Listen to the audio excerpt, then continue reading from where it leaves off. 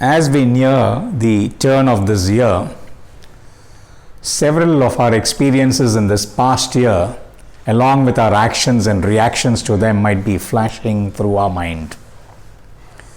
At this juncture, I want to share with you an anecdote. A very important American speaker was addressing a group of about 100 people in an audience in India.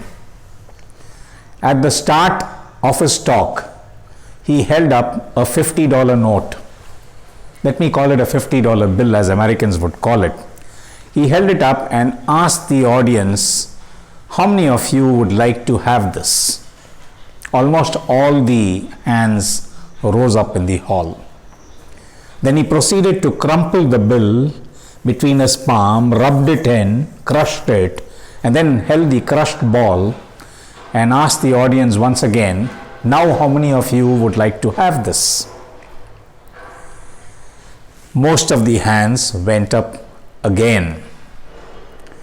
Then he put that ball into a bowl and took out a jar of dirt from under the table and proceeded to empty that jar of dirt into the bowl, and then he rubbed that ball around in that bowl, twirling it around as if he was making atta for rotis. Now he took the crumpled and the dirtied ball and held it up and asked the audience once more, how many of you would like to have this? Most of the hands went up again. He smiled and said, we have learnt a very important lesson today. This $50 bill, even though it is crumpled and even though it is dirtied, it has the same value. The value has not dropped in any way. This happens to us. Just imagine if this happens to us. We are also, most of us are crumpled, dirtied, trodden to the ground, stamped into the dirt. And what we do is we end up losing our confidence and our self-worth.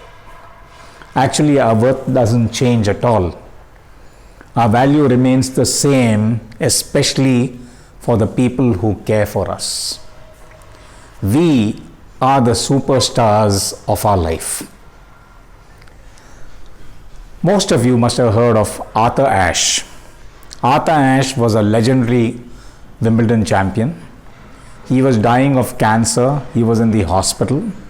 He used to receive scores of fan letters and meticulously answer to each one of them.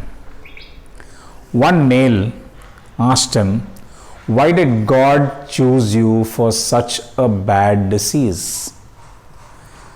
Arthur Ashe replied, all over the world, 5 crore children take up to tennis. I'm using the Indian number system here so that we can relate to it better. 5 crore children take up to tennis every year worldwide, out of which 50 lakh learn to play tennis.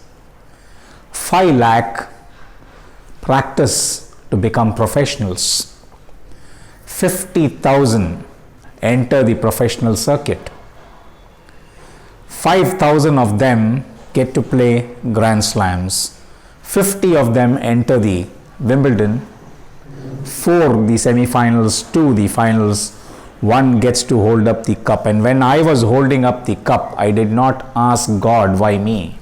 And now when I'm in pain, I should not be asking God, why me? Interesting.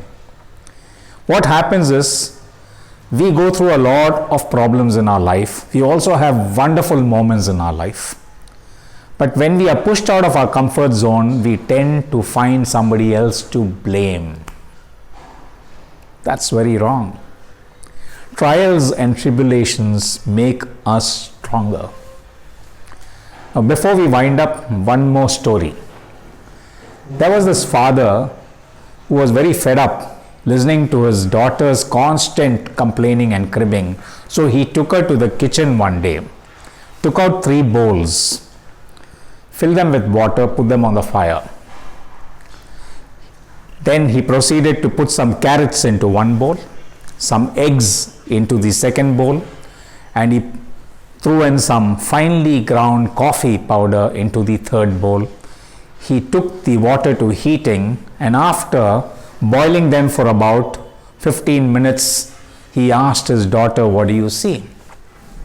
She said, "Why, I see carrots, I see eggs, I see coffee." He asked her to feel the carrots. The carrots were very weak, very soft. He asked her to try and break the eggs. It was not easy to break the eggs because they were hard boiled. He asked her to taste the coffee. It tasted good. Now she asked her father, "Dad, what does all this mean?" And he said, his reply was, all the three food articles went through the same adversity. The adversity of boiling water. But each of the three reacted in a different way. The carrots went in hard and became soft and pliable. The eggs had a very fragile outer shell containing some liquid, and they became hard. It was the coffee which was very unique. The coffee changed the taste of water. Now, when you undergo some adversity, will you be the carrot or the egg or the coffee? The choice is yours. So as this past year keeps flashing through our mind, we know that the year has not been one smooth highway all the while. There have been several pothole-filled streets that we had to negotiate along with this glorious highway.